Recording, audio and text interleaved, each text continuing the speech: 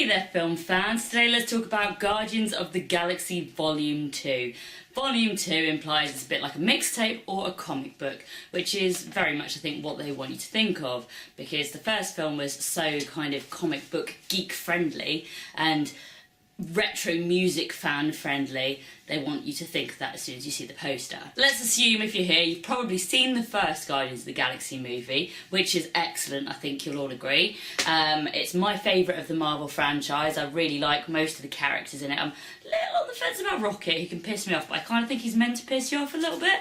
But yeah, really surprised by the first one. It kind of came out of nowhere. There wasn't a lot of pre-publicity. Didn't know what to expect.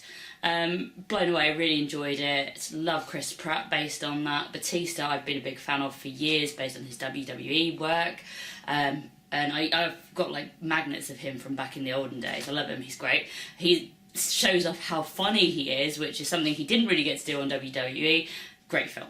So the follow-up, it's a hard act to follow. How are they going to improve on this? Well, I think it's fair to say they don't improve on it, but it's kind of like a second cassette of good songs in the same series, or a second comic book from a series. You know, you're already invested, you're already enjoying it, and it's more of the same, and it's still entertaining and fun. More is an apt word for this, because you've got more great characters. Kurt Russell's ego, I thought was very engaging. Gamora's sister, she was pretty good. They went back to the blue dude from the first volume and gave him a bit more story, and he was pretty fun. But I think it's fair to say that Mantis steals the show. She's really good.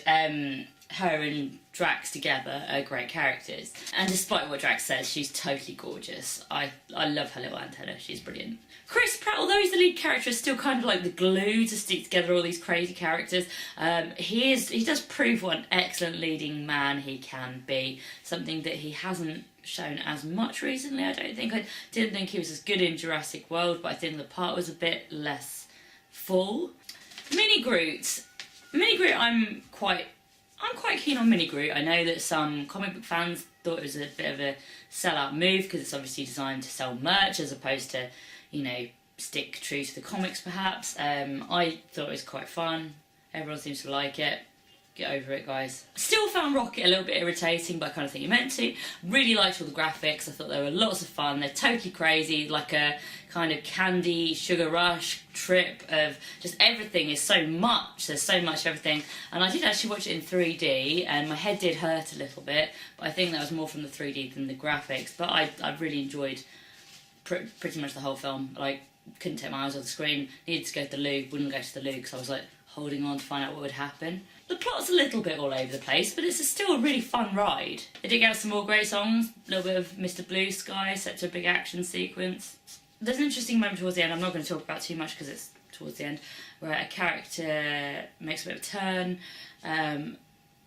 and it felt a bit schmaltzy, like it hadn't quite built up to that enough. This is definitely a good solid sequel. I would watch it again. I would watch it as a marathon with the first one. And I'm looking forward to the next instalment. This is a franchise I enjoy. So big thumbs up from me for Guardians of the Galaxy Volume 2. What did you guys think? Did you like it as much as I did? Let me know in the comments, and don't forget to subscribe to my channel.